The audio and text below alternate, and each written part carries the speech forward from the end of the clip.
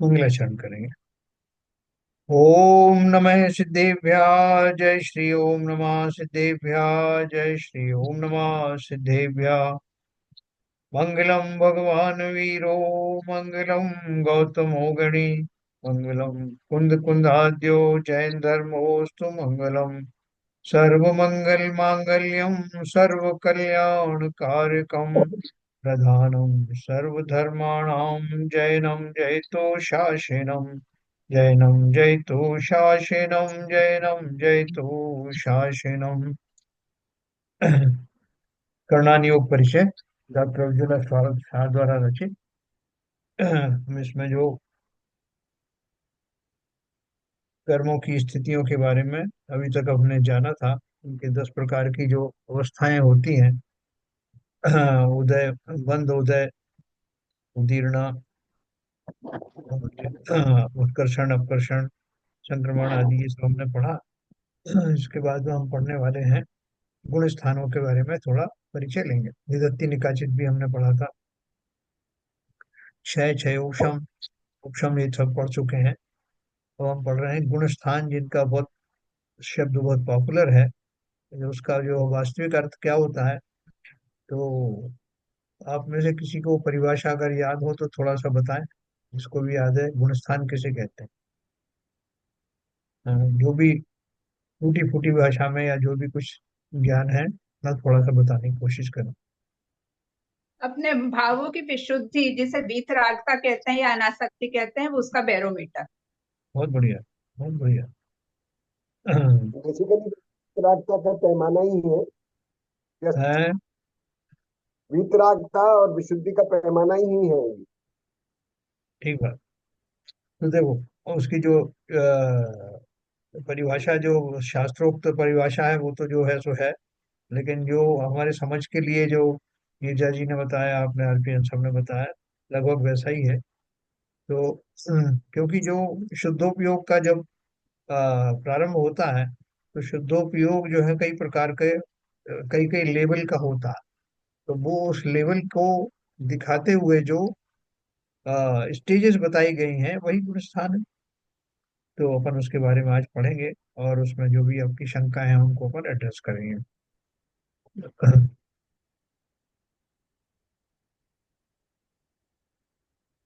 देखिए, गुण स्थान जानने का प्रयोजन। वेद विज्ञान के साथ साथ मैं अपने स्वयं के दोषों का अवलोकन करने का प्रयत्न करती हूँ, ये डॉक्टर शाहूजाला शाह लिख रही हैं। हे जीव कहकर अपने आप को संबोधन करके मैं स्वयं को ही अनेक बातें सिखाती हूँ। उनमें से कुछ विचार यहाँ लिख रही हूँ, है ना। और क्या लिखा है? जीव की दृष्टि से, इस दृष्टि से ना देखकर, जीव की दृष्टि से देखकर मैं संबोधन कर रही हूँ। हे जीव, तू तो ज्ञान और आनंद का घन पिंड है, फिर भी तू दुखी क्यों है? क्या इसका कभी तूने विचार किया है? दूसरों के संयोगों के प्रति देखकर तूने भी संयोगों को इकट्ठा करने में प्राप्त आयुष्य को खो दिया, फिर भी तू आकुलित ही रह गया। ये आकुलता ही दुख है। ये होड़ मची है, दौड़म दौड़ हो रही है, लोग कहाँ भागे जा रहे हैं, क्या अचीव करना चाह रहे हैं, सबकी मंजिल क्या है, कोई नहीं जानता। सबके अपने अपने एजेंडा हैं। किसी से पूछो तो कोई धन के कारण दुखी, जब उससे दूसरे से पूछो बोले नहीं साहब धन तो पर्याप्त है, लेकिन जो है बच्चों का जो सुख नहीं मिल रहा है। न बच्चों का भी सुख मिल गया, उनको जो है कोई और मकान जायदाद या और कोई तरह का संकट है, शरीर आदि का संकट है। तो ऐसे सारे लोग भाग रहे हैं, दौड़ रहे हैं अपने अपने एजेंडा लिए हुए, और उस दिशा में जा रहे हैं जिसका उन्हें स्वयं को कोई ज्ञान नहीं। तो क्या लिखा उन्होंने? दूसरों के संयोगों को देखकर स्वयं भी संयोगों को इकट्ठा करने में प्राप्त आयुष्य खो दिया, फिर भी तू आकुलित ही रह गया। यह आकुलता ही दुख है।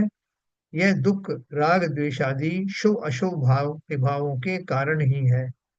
तेरा स्वभाव तो त्रिकाल ज्ञान और आनंद स्वरूप है।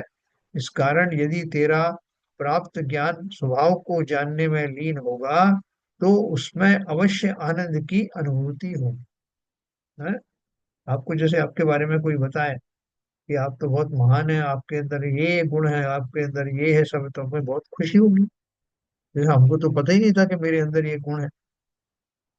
या आप भौतिक शब्दों में कहें कि आपको कोई बोले कि साहब आप जहाँ रह रहे हो उस मकान में बहुत धन गड़ा हुआ है, और हम आपको धन की लिस्ट बताते हैं क्या क्या है, तो हम बड़े जिज्ञासा से भर कर के उसको सुनेंगे लिस्ट को, और अंदर बहुत प्रफुल्लित होंगे।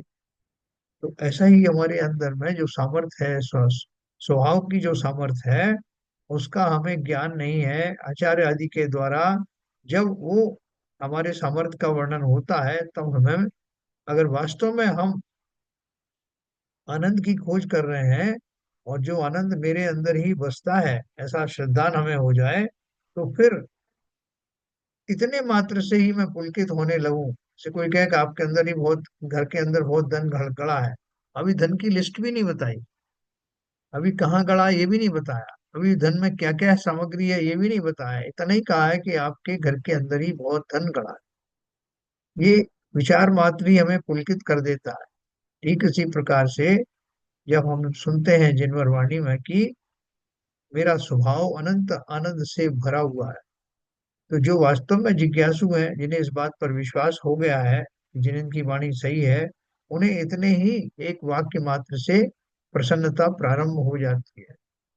फिर जब स्वभाव को, जब स्वभाव में है ये तो विश्वास हो गया ना, फिर उस स्वभाव की चर्चा होती है, स्वभाव में क्या क्या है, मैं कैसा हूँ, मेरी क्या क्या जो है वो उपलब्धियां हैं, क्या मेरे अंदर सिद्धि रिद्धि है, ये सारी चीजें खुल करके सामने आ जाती है।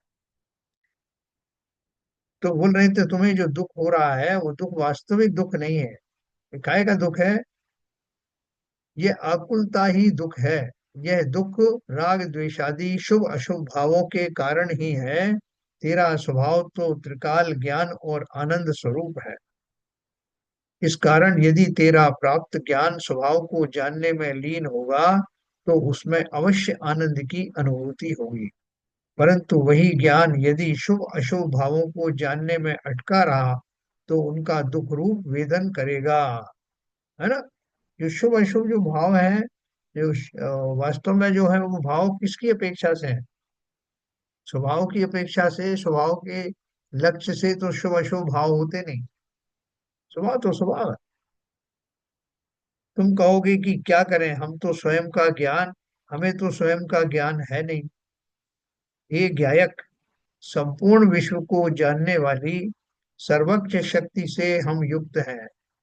तो हे सर्वज्ञ शक्ति से युक्त हे जीव, मैं स्वयं को ही जान नहीं सकता, ऐसा तेरा कथन तुझे हास्यास्पद नहीं लगता।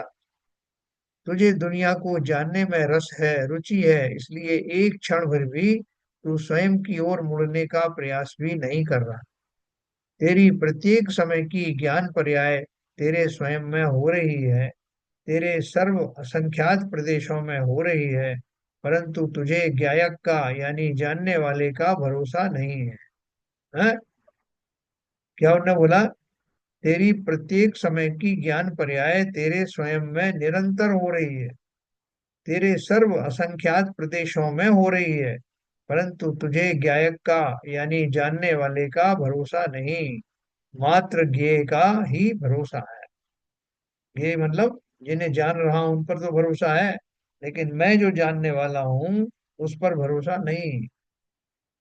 ज्ञेय से ही मुझे ज्ञान हो रहा है, मानकर परज्ञेयों की तरफ ही तू आशा भरी निगाहों से ताक रहा।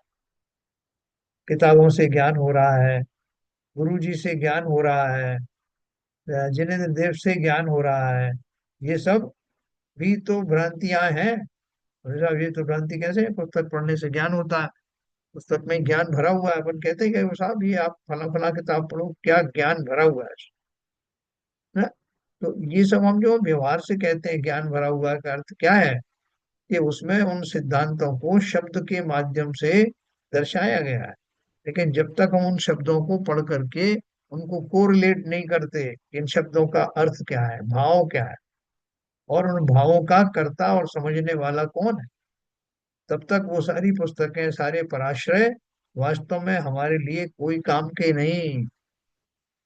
हमारे घरों में लाइब्रेरी भरी हुई है किताबों की, मंदिरों में देखो तो मंदिर की जो अलमारी है वो खुली नहीं, ताले बंद हैं, इतनी किताबें हैं, इतने ग्रंथ हैं।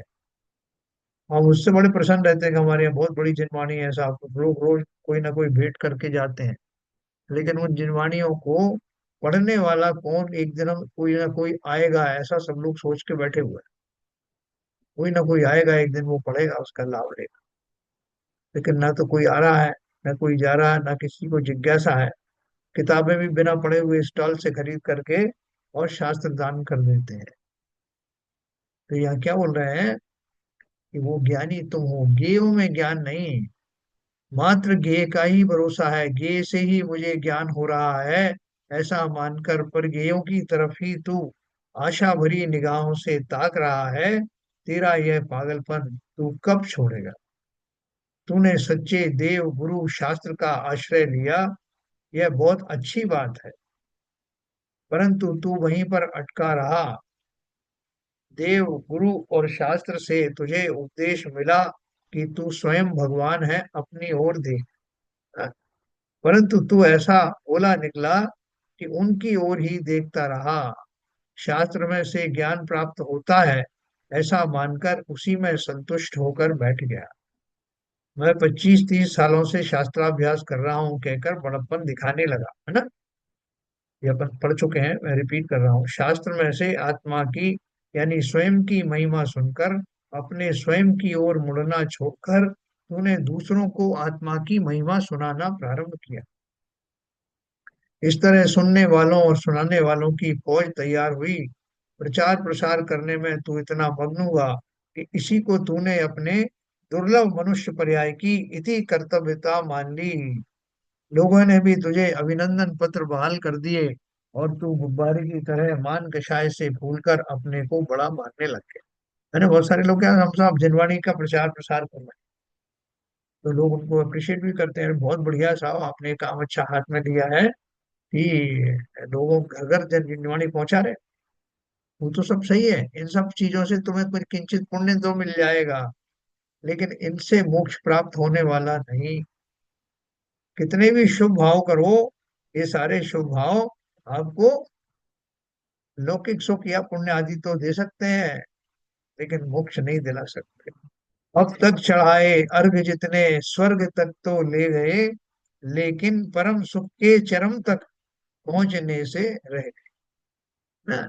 तो इसलिए वो ये जितनी क्रियाएं हैं, आज वो एक महाराज का एक प्रवचन आ रहा था, वो यही बोल रहे थे कि भाई देखो, सबसे बड़ा काम तो क्या है कि स्वयं का उद्धार करना। स्वयं में जितने रमण कर सकते हो, स्वयं को जितना मोक्ष मार्ग पर प्रशस्त कर सकते हो, वो सबसे पहला काम है। अगर किसी कारण से आपका वो उसमें मन थोड़ा कम लग रहा है या थोड़े समय के लिए आप उसमें चेंज चाहते हैं, तो ज्यादा से ज्यादा चेंज ये होगा कि आप जो है वो जो उत्कृष्ट काम है, जो इन धर्म से जुड़े हुए हैं, पुस्तक आदि की रचना है, पुस्तक का लिख करके लोगों तक पहुंचाना है, इन धर्म का प्रचार प्रसार करना है, ये सब सेकेंडरी चीजें हैं। लेकिन ये सब उसका मुकाबला नहीं कर सकते जो स्वयं को आत्मानुमुख करने का जो कार्य है, उसके मुकाबले में बाकी सारे कार्य सिर्फ शुभ अशुभ भावों की श्रेणी में ही आते हैं। तो यहाँ उन्होंने देखो क्या लिखा, प्रचार प्रसार करने में तू इतना मग्न हुआ कि इसी को तूने अपने दुर्लभ मनुष्य पर्याय की इति कर्तव्यता मान ली। जैसा और क्या करें। उन्होंने बोला कि बहुत सारे लोग क्या है कि उनको किताबें पढ़ने में या सुनाने में इसमें मन नहीं लगता, तो फिर उनको बोला जाता है कि तुम कोई बड़ी बड़ा कोई कार्य ऐसा जिम्मेदारी ले लो, जैसे कि मंदिर में कुछ रख रखाव हो रहा है, मंदिर का निर्माण हो रहा है, शास्त्रों का रखाव हो रहा है। तो इस तरह के कार्यों में अपनी जिम्मेदारी लो और पूरी कर्मठता से लग जाओ। जिसमें जो योग्यता है उसको छुपाए नहीं कि वो योग्यता पर्याय भर की है। पर्याय के जाते ही वो सारी योग्यताएं धूल में मिल जाने वाली हैं। इसलिए जिसको जो ज्ञान है, कोई लीडरशिप कर सकता है, कोई किताब लिख सकता है, कोई पूजा लिख सकता है, कोई घर घर पहुंचा सकता है। और उसके बाद भी अगर ये सब भी नहीं होता है, इतनी टैलेंट नहीं है, तो बोले कोई मुनि संघ के साथ में जैसे जाते हैं उनको लाने ले जाने के लिए मुनियों को आहार विहार आदि कराते हैं, उसमें जुड़ जाओ। तो ये, लेकिन ये सारी सब क्रियाएं सब्सीक्वेंट क्रियाएं हैं। अगर आप मुख्य क्रिया में ज्यादा नहीं ठहर सकते तो फिर ये छोटे मोटे कार्य आप कर सकते हो, लेकिन ये सब उसका सब्स्टिट्यूट नहीं है ना। बोला उन्होंने, लोगों ने भी तुझे अभिनंदन पत्र बहाल कर दिया, अरे साहब ये फलाने फलाने देखो कितना काम करते हैं साहब, समाज पर बड़ा उपकार है इनका, तो ये सारे अभिनंदन भी करके हम उसी में लगे रहे। जैसे आप आजकल तो व्हाट्सएप का जमाना है ना, उसमें देखने लगते हैं कि किसने हमको अंगूठा दिखाया, किसने तारीफ करी, फलाने ने की कि नहीं की। हाँ, सभी की यही हालत है। इसमें एक छोटी सी कमी इतनी ही रह गई कि जिस आत्मा की महिमा तू गुणगान करके दूसरों को सुना रहा था, वह आत्मा मैं स्वयं ही हूँ, ऐसा ही सच्चे अंतःकरण से तुझे मानना चाहिए था। यदि तू ऐसा मानता तो तेरा उपयोग बिना किसी के सिखाए स्वसन्मुख हो जाता, तू स्वयं को ज्ञायक रूप में पहचान लेता और उसी क्षण तेरे आनंद का भंडार खुल जाता, है ना। मैंने तो आपको कल एक चीज और बताई थी कि आचार्य अपनी जो आचार्य वाली भूमिका है, जिसमें मुनि संघ में अनुशासन आदि रखना है, उनको निर्देश आदि देना है, वो उसमें भी आकुलता ही मानते हैं। क्यों? क्योंकि वो सभी पर क्रियाएं हैं ना, पर से जुड़ी हुई पराश्रित क्रियाएं हैं। वास्तव में तो स्व से ही जुड़ा रहना वही अंततोक्तवा मोक्ष को प्रदान करेगा। इसलिए बाकी सब सेकेंडरी क्रियाएं। तो वो आचार्य जो है अपने अंतिम समयों में सही समय देखकर अपने योग्य शिष्य को आचार्यत्व दे करके और स्वयं एक साधारण मुनि की साधक की भांति तपस्चरण आदि करने लगते हैं। वो हम तो ये चाहते हैं कि हमको सिखा रहे हो साहब, हम तो इतने बड़े आदमी हैं, हम तो दूसरों को लीडरशिप कर दिखाते हैं, तो हम ये सब क्यों करेंगे? यहाँ स्वयं करने की चीजें हैं।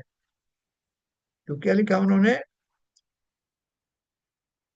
वह आत्मा मैं स्वयं हूँ, ऐसा सच्चे अंतःकरण से तुझे मानना चाहिए था। यदि तू ऐसा मानता तो तेरा उपयोग बिना किसी के सिखाए स्व सन्मुख हो जाता, तू स्वयं को ज्ञायक रूप में पहचान लेता और उसी क्षण तेरे आनंद का भंडार खुल जाता। उसके पश्चात भी तेरा सीखना सिखाना चलता ही रहता, परंतु अब तू उसे अपना कर्तव्य नहीं मानता। उसमें तेरी कर्तव्य बुद्धि नष्ट हो जाती, आकुलता कम हो जाती, है ना। अभी वो प्रमाण सागर जी का शंका समाधान में आ रहा था। एक 95 वर्ष के व्यक्ति थे जो निरंतर धार्मिक मार्ग पर ही चलते रहे और बहुत हिम्मत के साथ बिना किसी आकुलता व्याकुलता के लगे रहे। और आखिर में वो दिन भी आ गया जब उनको समाधि लेने का समय था। तो बोलते बिल्कुल शांत भाव से बैठ गए वो, और बोलने उनकी बोली हो गई थी बंद। तो उन्होंने हाथ के इशारे से, सारे उनके परिवारजनों ने उन्हें घेर लिया, उन्होंने हाथ के इशारे से बोला कि इन सबको हटाओ। तो सारे एक एक परिवारजन को हटाया। फिर उन्होंने अपने वस्त्रों की तरफ इशारा किया कि इन्हें भी हटाओ, और उन वस्त्रों को हटा करके और वो अपने आनंद में आ गए। और बोले उन्होंने बिल्कुल समता पूर्वक देह का परित्याग किया। तो ये अभ्यास एक दिन का नहीं होता, वो अभ्यास उनका चल रहा था काफी दिन से। इसलिए वो अंतिम क्षण जो है उनको इस तरह के मिले। फिर उनको शायद वो 10वीं प्रतिमा दे करके उनको नामकरण आदि किया उनका। वो बता रहे थे महाराज। तो देखो ऐसे कितने बिरले जीव हैं जो समता पूर्वक देह का त्याग करते हैं। उसके लिए बहुत अभ्यास की जरूरत है। देह से विरक्ति तो होना तभी संभव है जब मैं स्व का स्वरूप समझूं। मैं तो देहातीत हूँ, देहातीत ही हूँ। इस देह से कैसा लगाव? जब मुझे ज्ञानेश्वरी दीक्षा ली जाती है, उसी समय से उसका परिणाम ही वास्तव में वैराग्य धारण करने का परिणाम ही मुनि दीक्षा का प्रकट होना है, मुनि दशा का प्रकट होना है। उस दशा के में डूब जाने वाला व्यक्ति ही वस्त्र आदि के त्याग करने का साहस कर पाता है। इसलिए इस दशा के लिए तो लोग जीवन लगा देते हैं। वो दशा कैसी है कि वास्तविक दशा है, जो वास्तविक अपने स्वरूप में आकर भेद विज्ञान पूर्वक की जाने वाली उदासीनता और वैराग्य से भर करके की जाने वाली साधना है। उसका प्रतीक रूप वास्तव में मुनि दशा है। ये मात्र वस्त्र उतार देने का नाम मुनि दशा नहीं। तो क्या बोला उन्होंने? गुण स्थान मार्गणा स्थान आदि संबंधी थोड़ा सा तो ज्ञान आवश्यक है, अध्यात्म ग्रंथों के अध्ययन से द्रव्यान योग जानना तो अति आवश्यक है ही, परंतु उसे पढ़ने वाला यदि करणान योग का निषेध कर रहा होगा तो ऐसे द्रव्यान योग के पक्षपाती व्यक्ति को पंडित टोडरमल जी ने हे सूक्ष्म आभास बुद्धि कहकर संबोधित किया। ऐसे जीवों को उद्देशित करके कहने की इच्छा होती है कि समय सार तो तूने पढ़ डाला, गुण स्थान मार्गना स्थान मैं नहीं हूँ, मैं तो एक गायक भाव हूँ, ऐसा बताने वाली गाथा भी तूने याद कर ली। तुझे यदि कोई पूछे कि ये गुणस्थान मार्गना स्थान क्या बला है कि जिनसे तू भिन्न है, तो तू कहेगा कि कौन जाने। कि हमने बहुत सारे लोग हैं इनकी गाथाएं पढ़ लेते हैं प्राकृत में और संस्कृत में, और उनको याद करके लोगों को इम्प्रेस करने के लिए वो गाथाएं सुनाते हैं। तो बोल रहे हैं कि वो तो तुमने जान ली, लेकिन गुण स्थान और मार्गना स्थान भी मैं नहीं हूँ। अगर तुमने थोड़ा बहुत जान भी लिया तो वो मैं नहीं हूँ, तो फिर क्या हूँ? उनसे मैं भिन्न कैसे हूँ? भिन्न उनका स्वरूप मुझे मालूम होना चाहिए ना, तभी तो मैं उससे भिन्न हूँ। जैसे मुझे स्वरूप का ज्ञान हो जाए, लक्षण ज्ञान हो जाए कि ये क्वालिटी, ये गुण है, तो मैं जीव हूँ। उन दूसरी वस्तुओं में वो गुण नहीं है, इसलिए अपने को भेद विज्ञान हुआ। तो यहाँ बोल रहे हैं गुण स्थान मार्गना स्थान भी जिनसे मैं अलग हूँ उनका भी तो स्वरूप जानू, भले ही मोटा मोटा जानू। तो कौन जाने, मैं तो द्रव्य दृष्टि वाला हूँ, करदान योग से मुझे कोई प्रयोजन नहीं। हे जीव, यदि तेरी ऐसी मान्यता होगी तो तू स्वयं को ही ठगा रहा है। तुझे इनके स्वरूप का ही पता नहीं है तो तू कैसे कह सकता है कि तू इनसे भिन्न है? जैसे मैं आपको उदाहरण देता हूँ ना कि हम भिंडी खरीदने गए, तो भिंडी बाकी सबसे अलग है ये कैसे मालूम पड़ा? क्योंकि जो भिंडी की क्वालिटी मुझे बताई गई है, जो लक्षण बताए गए हैं, वो लक्षण मैंने औरों में देखा तो कहीं दिखाई दिया नहीं। तो लक्षणों के बल पर लौकी भिंडी नहीं है, पालक भिंडी नहीं है, टमाटर भिंडी नहीं है, ये सब मैं कैसे निर्णय ले पाया? क्योंकि मुझे जिस भिंडी की खोज थी उसका लक्षण संपूर्ण रूप से ज्ञात थे, और वो लक्षण दूसरों में नहीं थे, ये भी मुझे ज्ञात था। तो उनको मैं, पर वस्तुओं को, भिंडी से अलग वाली वस्तुओं को भी जाना, तभी जो है, लेकिन श्रद्धा इसमें थी इसलिए उसको विशेष रूप से जाना। संपूर्ण जिनवाणी चार अनुयोगों में रचित है, विभाजित है, और चारों ही अनुयोगों का सार वीतरागता है। किसी भी अनुयोग का निषेध करना जिनवाणी का निषेध होगा, और जिनवाणी का निषेध करना जिनेन्द्र भगवान का निषेध होगा। जो सर्वज्ञ का निषेध करता है वह सर्वज्ञ स्वरूपी निज शुद्धात्मा का निषेध करता है। स्वयं के अस्तित्व का ही निषेध करने वाला जीव धर्म कैसे प्रकट कर सकता है ना? देखो ऊपर क्या लाइन लिखी उन्होंने, जो सर्वज्ञ का निषेध करता है वह सर्वज्ञ स्वरूपी निज शुद्ध आत्मा का निषेध करता है। क्योंकि मैं भी तो उन्हीं गुणों से भरपूर हूँ जो सर्वज्ञ के गुण हैं, जिन पूर्वक वो सर्वज्ञ कहलाता है, वो रॉ मटेरियल तो मैं भी हूँ। स्वयं के अस्तित्व का ही निषेध करने वाला, यानी अगर मैं सर्वज्ञ को नहीं मानता, उस परम आत्मा को नहीं मानता कि जो अपने ज्ञान की विशेष पराकाष्ठा पर पहुंचकर ज्ञानी बना या सर्वज्ञ बना, वो सारे गुण मुझे, मुझ में भी हैं। तो मतलब अगर मैंने उनको नहीं माना तो स्व को भी नहीं माना। स्वयं के अस्तित्व का ही निषेध करने वाला जीव धर्म कैसे प्रकट कर सकता है? जिनवाणी तो शाद्वाद मुद्रित है, अर्थात भिन्न भिन्न अपेक्षाओं से वस्तु का वर्णन करके इस तरह हमें समझाने में आता है कि हम कहीं कुछ गफलत नहीं करें। शास्त्र में कर्म, गुणस्थान, मार्गणा आदि का ज्ञान हमें कराया है, क्योंकि उसे जानने से जीव के संयोग में रहने वाले अन्य द्रव्यों का, निमित्तों का, जीव के विभिन्न पर्यायों का यथार्थ ज्ञान हमें होता है ना। देखो हम ये सब क्यों जान रहे हैं कि जैसे मैंने आपको बताया कि हम संसार में रह रहे हैं तो बहुत सारे पदार्थों से, पर पदार्थों से घिरे हुए हैं। तो पर पदार्थ मेरे नहीं है, मैं पर पदार्थों से विलक्षण हूँ। ये सब जानने के लिए हमको थोड़ा लॉजिक लगाना पड़ेगा कि मैं पर पदार्थों से कैसे भिन्न हूँ, और क्या क्या उनमें मेरे में सिमिलरिटी है और क्या क्या मेरे अंदर में अलगपना है। आपसे कह दिया जाए कि भैया इंजीनियर, डॉक्टर, वकील और कोई और दूसरे जो समाज में जिनको विशेष जो उपलब्धियां होती हैं, उनको बताओ कि डॉक्टर में इंजीनियर में क्या फर्क है, या वकील है जैसे उनमें और बाकी लोगों में क्या अंतर है। तो हम उनके अंतर खोजने लगते हैं, क्या क्या अंतर है। अंतर जब खोजते हैं, हमें उनकी जानकारी हम करते हैं और तब पता कर देते हैं कि डॉक्टर इंजीनियर में क्या फर्क है, वकील में और दूसरे लोगों में क्या फर्क है। तो ये सारे फर्क हम तब तब कर पाते हैं जब हमें उनकी जानकारी होती है, तभी तो फिर कर पाएंगे। तो यहाँ मुझे फर्क किसमें करना है, मुझ में और शेष द्रव्यों। तो वो शेष द्रव्यों में कहीं कोई बोले नहीं साहब आप थोड़ा सा खोज करो, एक आध द्रव्य आपको ऐसा मिल जाएगा जो जीव जैसा ही होता है। तो हमें बड़ी उत्कंठा होगी कि जीव जैसा कौन सा है, तो हम उसकी पूरी खोज करेंगे। तो मालूम पड़ा कि नहीं, ये पूरी कल्पना है। सिर्फ सभी द्रव्य अपने अपने में विलक्षण हैं, कोई किसी का की प्रतिलिपि कॉपी नहीं है। लेकिन जाना तभी ना, अपन ने कोशिश की। तो यहाँ वही कह रहे हैं, शास्त्र में कर्म गुणस्थान मारना आदि का ज्ञान हमें कराया है, क्योंकि उसे जानने से जीव के संयोग में रहने वाले अन्य द्रव्यों का, निमित्तों का, जीव के विभिन्न पर्यायों का यथार्थ ज्ञान हमें होता है। जीव और कर्मादि परद्रव्यों की भिन्नता इससे स्पष्ट रूप से ख्याल में आती है। तो कर्म मुझसे अलग है, मैं कर्मों से अलग हूँ।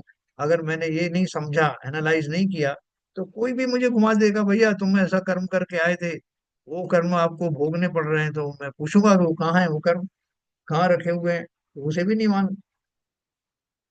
हम जानना चाहते हैं, पूरी तरह से जानना चाहते हैं कि जिन कर्मों का रोना मैं दिन रात रोता रहता हूँ, उनकी स्थिति क्या है, वो कहाँ रहते हैं, कैसे बनते हैं।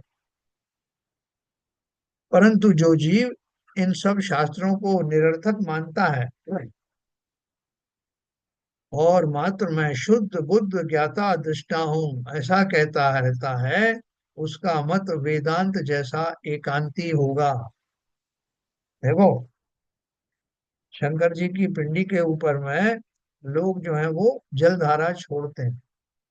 तो जितने जो शिव भक्त हैं या जो भी हैं विष्णु भक्त हैं, वो सब अपने अपने इष्ट देवों के ऊपर जलधारा छोड़ते हैं। और आज जैनियों में भी हमने बस खाली रूप बदला है। जो कामना वो उन शिवलिंग आदि के ऊपर जलधारा करते हुए करते हैं, जिन भावों से करते हैं, जिन अपेक्षाओं से करते हैं, लगभग वैसी अपेक्षाएं हम सबकी भी हैं। हमने उस शिवलिंग की स्थान पर अपने शिव कहे जाने वाले जिनेन्द्र देव की कोई छोटी मूर्ति रख करके उसका अभिषेक करना प्रारंभ किया। लगभग वही भाव, खाली हमने स्वरूप बदल दिया, शिवलिंग की बजाय हमने अपनी प्रतिमा बना के रख ली। लेकिन जब तक भावों में समानता रहेगी, हमें उनमें कोई अंतर नहीं। वो भी ऐसा मानते हैं इस करने से मात्र से मेरे दुख शोक आदि सब समाप्त हो जाएंगे, मुझे वो सब वांछित चीजें प्राप्त होंगी संसार में। इसलिए होड़ लगी रहती है, लाइन लगी रहती है। वहां भी वो यजमान लगे रहते हैं कि इतना इतना पैसे दो, हम तुम्हारी वो करवा देते हैं, धारा करवा देंगे, अभिषेक करवा देंगे, रुद्राभिषेक करवा देंगे। हम सब भी वही कर रहे हैं, कुछ फर्क नहीं है, खाली हमने अपना वो बदल दिया शेप मूर्ति का या उसका। लेकिन हमारे भाव, हमारी अपेक्षाएं, कहीं तो चिंता, कहीं भी फर्क आया नहीं। तो क्या बोला उन्होंने, जो जीव इन सब शास्त्रों को निरर्थक मानता है और मात्र मैं शुद्ध बुद्ध ज्ञाता दृष्टा कहता हूँ, उसका मत वेदांत जैसा एकांती होगा। वेदांत में भी आत्मा अनादि अनंत अविनाशी ज्ञाता दृष्टा अकर्ता अभोक्ता है ऐसा प्रतिपादन किया है, परंतु वे आत्मा को सर्वथा वैसा ही मानते। देखो, वो क्या बोल रहे हैं कि कई जगह आप भ्रमित हो जाएंगे। जैसे आप ब्रह्म कुमारी का आप जो उनका वो जो थ्योरी है, उस थ्योरी को सुनेंगे, या बौद्ध दशाओं में जो सनातन धर्म है उसकी थ्योरी भी सुनेंगे, तो बहुत सारी चीजें ऐसी हैं जो आपको हमारे जैन धर्म में जो लिखी है उससे मैच करती हुई दिखाई देंगी।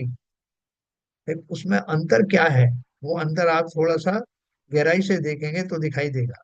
क्या उन्होंने बोला कि जिस आत्मा को आप अविनाशी, अनादि, अनंत, ज्ञाता, दृष्टा, कर्ता, भोक्ता मानते हो, वो भी मानते हैं। लेकिन क्या फर्क है, हमारे और उनके मानने में क्या फर्क है कि वेदांत में भी आत्मा ऐसी ही मानी जाती है, परंतु वे आत्मा को सर्वथा वैसा ही मानते हैं। सर्वथा वैसा ही मतलब हमेशा वैसी ही रहती है। अनादि अनंत है, बिल्कुल ठीक, अनादि अनंत है। लेकिन हमारे यहाँ एक शाद्वाद नाम का एक टूल है ना, जो जीव के अनंत गुणों को एक साथ देख पाता है। न केवल देख पाता है, शाद्वाद की शैली में उसको कह भी पाता है। तो यहाँ मैं अनादि अनंत कहता हूँ तो किस अपेक्षा से कहता हूँ, अविनाशी कहता हूँ किस अपेक्षा से कहता हूँ, ज्ञाता, दृष्टा, अकर्ता, अभोक्ता वो बोलता हूँ तो अपेक्षा क्या है। तो देखो लिखा है, आत्मा सत है और जगत के अन्य सभी पदार्थ असत हैं, भ्रम है, माया है, ऐसा उनका भी मत है। उनका भी कहो, उनका मत है। क्यों? क्योंकि इसमें लिखा ना, अन्य सभी पदार्थ असत हैं, भ्रम है, ऐसा जैन सिद्धांत में नहीं माना जाता कि बाकी जो है पदार्थ है ही नहीं, तो माया जाल है। तो क्या कहाँ कमी आ गई, वे पर्याय को मानते ही नहीं है। हम पर्याय को मानते हैं तो हमारा क्या दृष्टिकोण होगा कि बिल्कुल सही है, आत्मा अनादि अनंत है, लेकिन पर्याय की अपेक्षा से क्षण भंगुर है। अगर ऐसा ना कहें तो लोगों को इससे वैराग्य ही ना हो, वो अपने आप को अभी से अजर अमर मानने लगे। अपन कहते हैं कि भैया ये जीवन है पानी की बूंद, ये क्षण भंगुर जीवन है, ये शब्द कहाँ से आए? अगर अनादि अनंत है तो ये सब बात क्यों आई? तो बताया गया कि पर्याय तो निरंतर बदलती रहती हैं, और पर्यायों की अपेक्षा से वो अनादि अनंत नहीं है, और अविनाशी भी इस अपेक्षा से नहीं है कि पर्याय नाशवान होती हैं। ज्ञाता दृष्टा की बात है तो ज्ञाता दृष्टा में शक्ति रूप से हूं, मैं तो निगोदिया की पर्याय में भी रहा। ज्ञाता दृष्टा का रूप ही शक्ति तो बनी रही, लेकिन ज्ञाता दृष्टा बना क्या, रहा क्या? तो ये सारे जो शब्द हैं, वो शब्द एक अपेक्षा विशेष से सत्य है, ऐसा जिनेन्द्र देव की वाणी में आया। बाकी के जितने मत हैं वो उन्होंने उसका एक पक्ष ही ग्रहण किया है, वहां अनेकांत बात नहीं होता। धर्म और मोक्ष प्रकट करने का कार्य तो पर्याय में होता है। धर्म और मोक्ष प्रकट करने का कार्य तो पर्याय में होता है। पर्याय को ही नहीं मानेंगे तो उपदेश भी किस काम का। कि आपको बोला कि भैया आप तो अविनाशी है, अनादि अनंत है, तो फिर मुझे क्या करना है? बोले कुछ नहीं करना है। तो कुछ नहीं, क्यों नहीं करना है? मैं तो सुखी रहना चाहता हूँ, वर्तमान मेरी अवस्था दुखों से भरी हुई है, तो मुझे तो वो बताओ जिससे कि मैं सुखी हो जाऊं। टेम्परेरी सुख नहीं, मुझे तो परमानेंट सुख चाहिए। तो इसका अर्थ क्या है कि अभी वर्तमान में मैं दुखी हूँ, तभी तो सुख की खोज में निकला हूँ। तो अगर मैं सुख की खोज में निकला हूँ, वर्तमान में दुखी हूँ, तो इसका अर्थ यह है कि मेरी ये पर्याय वैसी पर्याय नहीं है, क्योंकि मैंने ये भी पढ़ा है कि कुछ जीव ऐसे हैं कि जो परम सुखी हैं। तो मुझे ये बताओ कि वो कौन है, वो दशा कौन सी है जिसमें पूरे सुखी होते हैं, उसके लिए क्या करना पड़ेगा? तो यहाँ वही बताया, धर्म और मोक्ष प्रकट करने का कार्य तो पर्याय में होता है ना। इस पर्याय को सुधारूंगा तभी वो पर्याय प्रकट होगी, जो अनंत सुख वाली पर्याय है। पर्याय को ही नहीं मानेंगे तो उपदेश भी किस काम का। कि भाई क्या करने वाले हो आप? तो बहुत सारे धर्मों में बताया कि जितना आपका ये पर्याय है उतना ही जीवन है, उसके आगे और कोई जीवन होता नहीं, ना कोई पुनर्जन्म होता। ऐसी कुछ फिलोसफीज भी हैं। तो बोले फिर क्या करोगे इस पर्याय में, धर्मादि का उपदेश सुन करके क्या करने वाले हो? बोले नहीं साहब, कुछ नहीं करने वाले, हमको सुनना ही नहीं है। हम तो जो कुछ है इसी को मानते हैं, दिस इज दी इनिशिएशन और दिस इज एंड। तो इसमें खाओ पियो मौज करो, और एक दिन जो है मर जाएंगे तो खत्म हो जाएगा, हम इतने ही भर थे, इतने ही रहेंगे। ऐसा फिलॉसफी भी मानी जाती है। तो पर्याय को ही नहीं मानेंगे तो उद्देश्य भी किस काम का। अपनी अवस्था यानी भूमिका पहचानने वाला जीव ही ऊपर की भूमिका में जाने का प्रयास करे। है, कुएं के बीचों बीच बैठे हो, एक पत्थर मिल गया है उसके ऊपर में, बाई चांस मिल गया है, सौभाग्य से मिल गया है, उस पर बैठे हुए हो। अब सोचने का समय है, थोड़ा विचार करने का समय है, इतना समय मिल गया। ऊपर जाना है कि नीचे चले जाना है जहां से आए थे। तो बोल रहे हैं अपनी अवस्था यानी भूमिका को पहचानने वाला जीव ही ऊपर की भूमिका में जाने का प्रयास करेगा। मैं कहाँ खड़ा हूँ, अभी मैं किस दशा में हूँ, और संसारी हूँ, मेरा ज्ञान कितना है, मैं स्वभाव के बारे में कितना जानता हूँ, पुण्य पाप के बारे में क्या जानता हूँ, संसार में मैं हूं तो क्यों हूँ। वो गाने तो बना दिए, दुनिया में हम आए हैं तो जीना ही पड़ेगा, जीवन है अगर तो जहर पीना ही पड़ेगा। क्यों पीना पड़ेगा, आया क्यों हूँ, कहाँ से आया हूँ, पहले कहाँ था, अब कहाँ जाने वाला हूँ, ये सारी बातें जिज्ञासा वस्तु जानो। इसलिए जीवों की पर्यायों और संयोगों का ज्ञान करना आवश्यक है। जीव क्या है, अन्य द्रव्य क्या है आदि स्व तथा पर संबंधी नितांत अज्ञानी जीव को सर्वप्रथम जीव की पहचान कराने के लिए पर द्रव्यों की सापेक्षता से समझा है। जैसे अपन बहुत सारे उदाहरण देते हैं, कि ज्ञान ज्ञान का उदाहरण देते हैं, आत्मा के ज्ञान का तो अपन दर्पण के सापेक्षता में देते हैं, दर्पण के माध्यम से समझाते हैं, या औरों के माध्यम से समझाते हैं उदाहरण दे करके। तो बोल रहे हैं कि वो सबसे पहले अज्ञानी जीव की सर्वप्रथम जीव की पहचान कराने के लिए परद्रव्यों की सापेक्षता में समझाते हैं। मनुष्य देहधारी जीव, पांच इंद्रिय वाला जीव,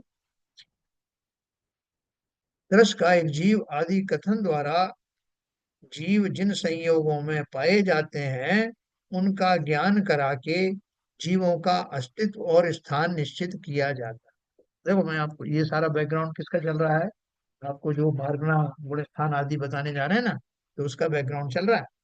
तो क्या बोल रहे हैं, मनुष्य देहधारी कितनी तरह के जीव होते हैं। अपन अपन जो जू में जाते हैं देखने के लिए, तो लोग बोलते हैं चलो साहब उधर शेर है, इधर वो हाथी है, उधर ये चीजें हैं। जिन जिनको हम जानते हैं उनको तो हमें बहुत ताज्जुब नहीं होता, फिर कोई नई नस्ल दिखाई देती है, नई प्रजाति, बोर्ड लगाए फला चीज है, तो अपन बड़े ध्यान से सुनते हैं, देखते हैं, उसका आचरण देखते हैं, वो क्या खाता है, कैसा हरकत करता है। तो यहाँ मनुष्यों का भी ऐसा ही है, मनुष्यों का नहीं, जीवों का। तो जीवों की कौन कौन सी अलग अलग परिस्थितियों में जीव पाए जाते हैं, कहाँ कहाँ पाए जाते हैं, क्यों पाए जाते हैं, किस कारण से वो उन दशाओं में जाते हैं, कैसे वहां से मुक्त होते हैं, सारी बातें बहुत रोचक हैं। मनुष्य देहधारी जीव, पांच इंद्रिय वाला जीव, पांच इंद्रिय में मनुष्य भी हो सकते हैं, देव भी हो सकते हैं, नरकी भी हो सकते हैं, पशु भी हो सकते हैं। पांच इंद्रिय वाला जीव, तरस कायिक जीव आदि कथन द्वारा जीव जिन संयोगों में पाए जाते हैं उनका ज्ञान करा के जीवों का अस्तित्व और स्थान निश्चित किया जाता है। जीव का जीवपना, जीवत्व कायम टिकने के लिए उसे देह, इंद्रियां, कर्म आदि किसी भी परद्रव्य की किंचित मात्र भी अपेक्षा या आवश्यकता नहीं है। क्या बात कर रहे हैं, जीव का जीवपना यानी जीवत्व कायम रख रहने के लिए देह, इंद्रियां, कर्म आदि किसी भी परद्रव्य की अपेक्षा नहीं है, परंतु समझने और समझाने के लिए दृश्य बातों का अर्थात उद्गणों, पर पदार्थों और रागादिकों का स्वरूप बताया जाता है, क्योंकि वे बातें हमारे परिचय की हैं, अनुभव की हैं, उनके द्वारा जीवों का अनुमान कराया जाता है ना। ये इसमें ये बात लिखी है कि जीव का जीवपना, जीवत्व कायम टिकने के लिए उसे देह, इंद्रियों आदि की अपेक्षा है, आवश्यकता है। आवश्यकता है कि नहीं है, बिना इसके जीवत्व कैसे टिकेगा, जीव रहेगा कैसे। बताओ ललित जी, कि अगर मेरे पास में ये इंद्रियां आदि नहीं रहेंगी, कम से कम एक इंद्री तो चाहिए ही ना, तो वो नहीं रहेंगे तो मैं मर जाऊंगा ना, जीव हमेशा के लिए समाप्त हो जाएगा। तो उनको आवश्यक है ना ये सब इंद्रियां वगैरह।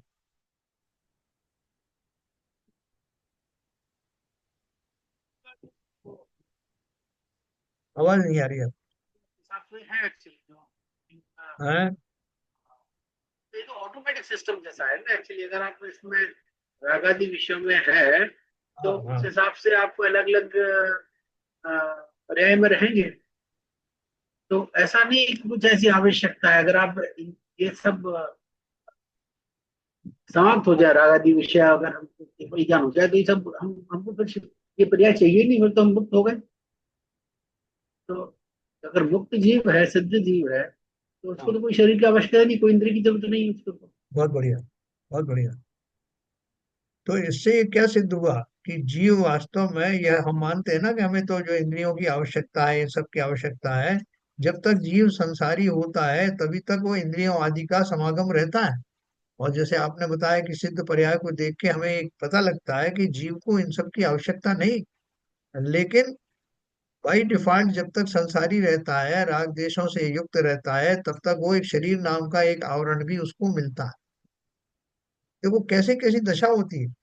आपको जो सजा मिलनी है वो शरीर के माध्यम से मिलती है। आत्मा को कोई सजा दे नहीं सकता डायरेक्ट। शरीर का बुरा भला होता है तो मैं मरा, मैं दुखी हुआ, आपको सजा पहुंच गई। और कहीं आपको जो है सुखी करने का भाव है लौकिक रूप से, तो शरीर के माध्यम से ही सुख आता है। अक्सर आपको एयर कंडीशन में बिठा दिया, आपको बढ़िया बढ़िया भोजन का जो है वो दृश्य दिखाया गया। तो ये जीव के जो राग द्वेष आदि भरे हैं उनकी संदर्भ में इन इंद्रियों का रहना भी आवश्यक है। वो बाई डिफॉल्ट मिलता है, लेकिन वो मजबूरी नहीं है। तो इसलिए देखो, ये पूरा जो इस रहस्य को जानना, संसार में कहीं भी किसी भी दशा में जीव को कोई दंडित नहीं कर सकता। ऐसा मैं अमूल्य तत्व हूँ। नरकों में भी जाता हूँ तो मुझे डायरेक्टली कोई दुख नहीं दे सकता। आत्मा, नरकी की आत्मा भी वही मेरे जैसी आत्मा। उसे भी दुख किससे दिया जाता है? शरीर के माध्यम से। वो सोचता है मैं मरा, कितने लोग मुझे मार रहे हैं, मैं कितनों को मारूं। और मार किसको रहे हैं? उस देह को, उस देह के उत्पीड़न को। और वो जीव बड़ा दुखी होता है कि मैंने पूर्व में ऐसे कर्म किए थे इसलिए मैं भोग रहा हूँ। देह के माध्यम से उसी से सजाएं और उसी से पुरस्कार मिलते हैं। क्यों? क्योंकि मैंने अपना पूरे जीवन में अपने को देह वाला ही माना है। देह को ही अपना स्वरूप माना है, इसलिए उसी को सजाएं दे करके मुझे प्रताड़ित किया जाता है। तो ये एक अमूल्य चीज है। और वो जो इंद्रियों आदि की जो हमको सब मिलता है, क्योंकि संसार में सब उसी से छुपता होता है। ये सारी पर्यायों का निर्माण राग द्वेष आदि के कारण ही हुआ। राग द्वेष को आदि से निवृत्त होने के बाद जो सिद्ध दशा है, उसमें कहाँ इंद्रियां, कहाँ शरीर। उसकी आवश्यकता ही नहीं रही। वो मेरा परम स्वरूप है, वो मेरा स्वभाव। तो सबको समझ में आ रहा होगा। बहुत सिंपल चीज चल रही है हमारी, इसमें रिवीजन भी है। और देखो हम इसलिए जानना चाह रहे हैं ये सब चीजों को कि संसार में मैं किन किन दशाओं में रहता हूँ। जितना आप बारीकी से समझोगे उतना आनंद आएगा आपको, क्योंकि यहाँ एक एक चीज का एक्सप्लेनेशन है कि मैं अगर छिपकली बनता हूँ तो क्यों बनता हूँ, मैं अगर सिंह बनता हूँ तो क्यों बनता हूँ, कौन से नरक का जीव निकल करके वो सिंह बनता है, और सिंह की पर्याय में होने वाली उसकी हिंसा आदि का जिम्मेवार कौन है। ये पूरा रहस्य, ये पूरी जो थ्योरी है, जो ये उसकी हम शुरुआत पढ़ रहे हैं। जो जो आपका ध्यान ज्ञान प्रखर प्रखर होगा, त्यों त्यों आपको आनंद बढ़ता चला जाएगा। क्योंकि मैं रहस्य को जान रहा हूँ ना। हम उस ज्ञानी की पूजा करते हैं जिसको सब मानो कि भगवान आप सब जानते हो, आप अंतर्यामी भी हो, आप सुपर प्रकाशक हो, आप सबको जानते हो। हमें इसलिए उनके प्रति श्रद्धा होती है। तो स्वयं के प्रति भी श्रद्धा होने लगेगी। उस आनंद से हम भर जाएंगे कि मैं अपनी पूरी थ्योरी जानता हूँ, मैं कहाँ कहाँ रहा, क्यों क्यों रहा, किस कारण से उन उन गतियों में गया, और अब वहां से निकलने का रास्ता क्या है। तो देखिए थोड़ा सा अपन और पढ़ते हैं। वो बहुत रोचक विषय है, क्योंकि हमें इसके बाद में इससे और सूक्ष्म विषयों में जाना है। और वो आपको बहुत निरंतर आपको लाभ देगा कि कौन कौन से कर्म कैसे होते हैं, क्या कैसे भाव होते हैं, जीव के भाव कितने प्रकार के होते हैं, उन भावों का प्रतिफल क्या होता है, वो भाव क्यों आते हैं। जैसे अपन किसी को बोलते हैं कि सपने क्यों आते हैं, सपने में वही चीजें क्यों दिखती हैं, किसी को विशेष प्रकार के सपने क्यों आते हैं। ये सारी निरंतर रोचकता से भरे हुए प्रकरण हैं। तो देखो अपन बात करेंगे।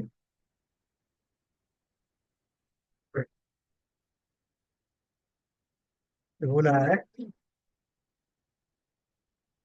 समझने और समझाने के लिए दृश्य बातों का, यानी जो दिखती हैं, अर्थात पुद्गलों, पर पदार्थों और रागादिकों का स्वरूप बताया जाता है, क्योंकि वे बातें हमारे परिचय की हैं, अनुभव की हैं। उनको वही मोटी मोटी चीजें दिखाई जाते हैं। शरीर का एग्जाम्पल देके बहुत सारी बातें कही जाती हैं। शरीर के साथ में और दूसरी पुद्गल वस्तुओं को देख के बताई जाती है। एक माँ अपने बेटे से कहती है कि जा रे बेटा, रसोई घर से नमक ले आ। नमक कैसा होता है इस बात की जानकारी बच्चे को नहीं थी, और वह कहाँ रखा है इसका भी उसे पता नहीं था। उसे यदि कहते कि नमक नमक जैसा है, नमक नमक में है, तो वह कुछ समझता क्या। इसलिए माँ उससे कहती है कि बेटा, रसोई घर में जा और सामने वाली अलमारी खोल।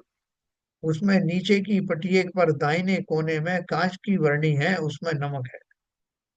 वो सफेद है, पर देख उसके बगल वाली बरनी में नमक जैसी सफेद चीज है, वह पिसी हुई शक्कर है। नमक चक्कर देख, वो खारा होता। इतना आपको डिटेल देना पड़ेगा उसको। बालक ठीक तरह से समझ गया और उसने नमक ढूंढ निकाला।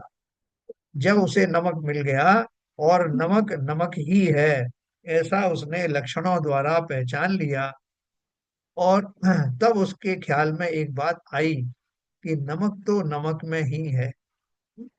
वर्णी, पटिया, अलमारी, रसोईघर सब कुछ अपनी अपनी जगह पर है, परंतु नमक की प्राप्ति होने पर अब उनसे कुछ प्रयोजन नहीं रहा।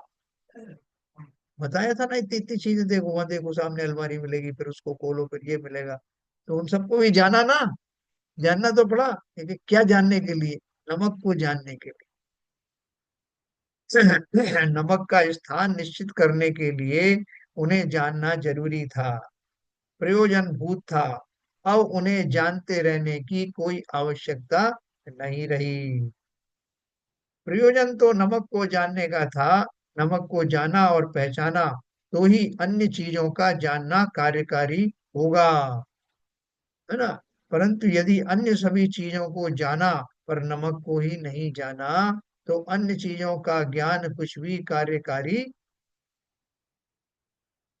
साहब, इसको मैंने बता दिया कि अलमारी है, लकड़ी की बनी हुई है, रसोई में रखी हुई है, फलानी जगह पर रखी, इतना डायरेक्शन ये है, उसमें बहुत सारी चीजें रखी हुई हैं। तो ये सब जानने से नमक मिल जाएगा क्या? ये सब इंडिकेशन है और उन तक पहुंचने के लिए है। नमक ही प्राप्त नहीं किया तो इन सब जानने से क्या लाभ है ना। उसी प्रकार जिनवाणी माता अज्ञ जीवों को उनकी स्वयं की अर्थात जीव की पहचान कराने के लिए सर्वप्रथम जीव को खोजने के लिए 14 मार्गणाएं और 20 प्ररूपणाओं का विस्तृत वर्णन करती है। नमक ढूंढ रहे हो ना, तो कहाँ रखा है इससे पता लगेगा। नमक का अर्थ समझ रहे हैं ना? जीव को ढूंढना है, स्वयं की खोज करना है। तो बोल रहे हैं अज्ञ जीवों को, ये योगी अज्ञानी है, उनकी स्वयं की, उनको क्या बताना है भैया, तुम्हारी पहचान करो कि तुम कौन हो, तुम कहाँ कहाँ रहे, इस दशा में तुम कहाँ पहुंच जाते हो, क्या करते हो जब वहां से निकल आते हो। ये सब जानने के लिए, जीव को खोजने के लिए 14 मार्गणा और 20 प्ररूपणाओं का विस्तृत वर्णन करती है ना। ये ध्यान रखना, 14 मार्गणा और 20 प्ररूपणा। गुण स्थान, जीव समास, पर्याप्ति, प्राण, संज्ञा, उपयोग और 14 मार्गणा। इस तरह 20 प्ररूपणाएं हैं ना। 14 मार्गणा आपको आप बताई जाएंगी, उसमें ये 6 और ऐड कर दोगे तो 20 प्ररूपणा होगी, यानी 20 प्रकार से उसको प्ररूपित किया जाता है। गुण स्थान 1, जीव समास 2, पर्याप्ति 3, प्राण 4, संज्ञा 5 और उपयोग 6, और 14 मार्ग मिला करके 20 हो गए। तो इन इसमें परद्रव्यों के सापेक्ष कथन है ही, जीव की अवस्थाओं का भी वर्णन है। कौन कौन से शरीर मैंने धारण किए, कितनी कितनी इंद्रिय वाले शरीर धारण किए, और मेरे प्राण किसे कहते हैं, पर्याप्तियां क्या होती हैं, आहार संज्ञा आदि क्या होते हैं, उपयोग किसे कहते हैं, और इसके अलावा उन उन जगहों पर जाते समय जीव के भाव कैसे रहे। बहुत उत्कृष्ट ये वर्णन और बड़े सरल शब्दों में है। अभी आपको जरूर समझ में आएगा क्योंकि पहले हम पढ़ चुके हैं। इसमें परद्रव्यों के सापेक्ष कथन तो है ही, जीव की अवस्थाओं का भी वर्णन है। इनके द्वारा जीव की सत्ता निश्चित करने के बाद लक्षण द्वारा शुद्ध जीव का स्वरूप, शुद्ध जीव स्वरूप का अर्थात निज शुद्धात्मा का अनुभव करने का उपदेश दिया जाता है। हमारा उद्देश्य क्या है इन सब जानने का। जैसे किसी ने पूरा सब कुछ पढ़ लिया किताब में और पढ़ के सुना भी दिया कि साहब आत्मा ऐसी होती है, आत्मा वैसी होती है, फलाना होता है, शास्त्रों में लिखा है, समाचार में ये लिखा है, प्रवचन सार में ये लिखा है, लेकिन अपनी आत्मा को जाने ही नहीं कि मैं ही वो आत्मा हूँ। दूसरों को सब परोस दिया और बहुत खुश हुए साहब कि सारे लोगों ने तालियां बजाई आज मैंने जो प्रवचन किया, लोग बहुत आनंद से भर गए। लेकिन मैंने उसको जाना ही नहीं जिसे जानने के कारण मेरा कल्याण होने वाला है। तो इसलिए यहाँ पे ये मानना है, और ये जब सब जानने के साथ साथ साइड बाई साइड वो आपको सीख भी देंगे कि इनको क्यों जानना। लेकिन जानना आवश्यक है, नमक की खोज करना है। यदि जीव ने गुणस्थान मार्गना स्थान आदि जानकर पश्चात उनका लक्ष्य छोड़कर स्वयं को जाना, तो ही उपरोक्त सभी बातें जानना कार्यकारी होगा, सार्थक होगा। तो नमक को जान करके बच्चे ने फिर नहीं कहा कि मम्मी आपने नमक तो मंगा लिया, लेकिन अब ये अलमारी और ये सब आपने जो बताया था उनकी अब चर्चा ही नहीं करती, आप सीधा नमक मंगाते हो। पहली बार आपने सब बताया, बोले बेटा अब उनकी जरूरत रही नहीं। उससे खाली एक स्थान नक्की करना था कि कौन सी चीज कहाँ है। इसी तरह अन्वेषण करना है मुझे स्वयं का कि मैं कहाँ हूँ, किस हाल में हूँ। सबसे बोलते हैं हाउ आर यू, कैसे हैं आपके, क्या हाल है, I am fine thank you. तुम हो कौन है, हाउ आर यू में मैं कौन हूँ, तब तो बताओगे कि मैं कैसा हूँ। मैं दुखों से भरा हूँ, आकुलताओं से भरा हुआ हूँ, ये सब का ज्ञान मुझे अभी बहुत गहराई से नहीं है। पहले इस नजर में सबसे बोलो तो कैसे, अरे आई एम फाइन, क्या फाइन हो। फिर उसकी जब परतें उधेड़नी शुरू होती हैं तो बोलता है कि काय का फाइन, न शरीर साथ दे रहा है न मन साथ दे रहा है, तन दुनिया भर के जो है आकांक्षाएं भरी हुई है, काय का फाइन। तो कल अपन इसके बारे में और पढ़ेंगे। ये अभी इंट्रोडक्शन चल रहा है कि मैं ये सब क्यों जानना चाहता हूँ। मुझे अन्वेषण करना है जीव का, और वो साधारण से कहने से कि आत्मा में आपके अंदर भरी हुई है, इतने से बात समझ में आती नहीं, मान्यता में नहीं आती। हमें अपनी मान्यता को दृढ़ करना है, वेद विज्ञान का को दृढ़ता से पालन करना है, तभी मैं जीव द्रव्य स्वयं को दृष्टिमान होऊंगा, अन्यथा नहीं। तो इसलिए अपन इसकी चर्चा और करेंगे। यहाँ से अपन पढ़ेंगे गुण स्थान मार्ग स्थान जानने से क्या फायदा होता है, और फिर उनको भी छोड़ करके उनके माध्यम से जाने हुए जीव को कैसे मानना है, कैसे जानना है, ये अपन कल करेंगे।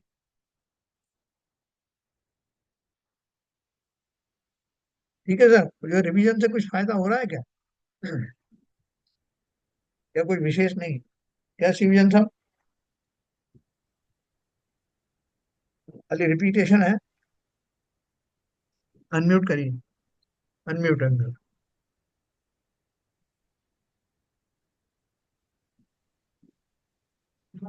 म्यूट, हाँ हाँ हाँ। रिपीट नहीं है सर, ये तो ऐसा लग रहा है पहली बार पढ़ रहे हैं। और और जब पढ़ते हैं तो याद आती है कभी पढ़ा था, और अब ज्यादा सुदृढ़ हो रहा है। हाँ याददाश्त पुरानी ताजा हो रही है, पुरानी याददाश्त ताजा हो रही है हाँ कि पढ़ा था। और ये बाकी जितने शास्त्र पढ़े हैं सब में इनका कहीं ना कहीं जिक्र तो आया ही है। हाँ तो अब मालूम पड़ता है कि इनका प्रभुत्व क्या है, इनका हाँ, इम्पोर्टेंस क्या है। बहुत बढ़िया।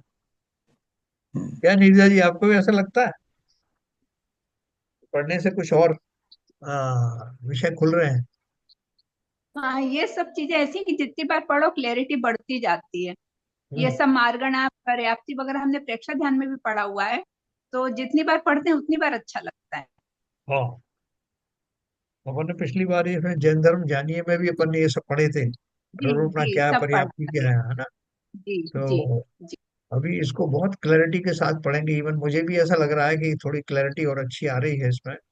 तो जी। प्ररूप नायक क्या है, मार्ग नायक क्या है, वो अपन बहुत अच्छे से पढ़ेंगे।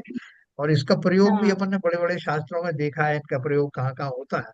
जी। इसलिए जी। बहुत ये बहुत ऐसा लगता बेसिक है। चीज है, ये समझ में आ जाए तो सारे शास्त्र आसानी से समझने आते जाते हैं।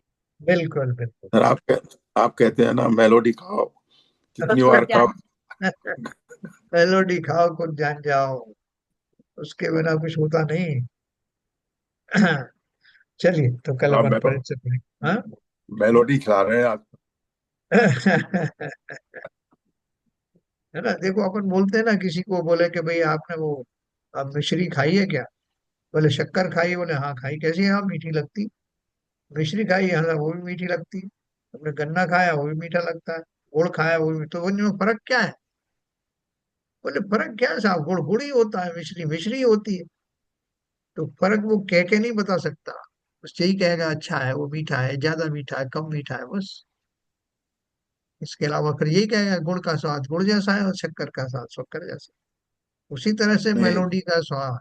उसका उसका क्या है कि तुम खा के देखो तभी मालूम पड़ेगा कैसा है। हाँ, खुद खा कर। तो चलिए अपन इस आनंद को और भी कर लेंगे। अभी समय हो गया। ललित जी जिनवाणी स्तुति करें।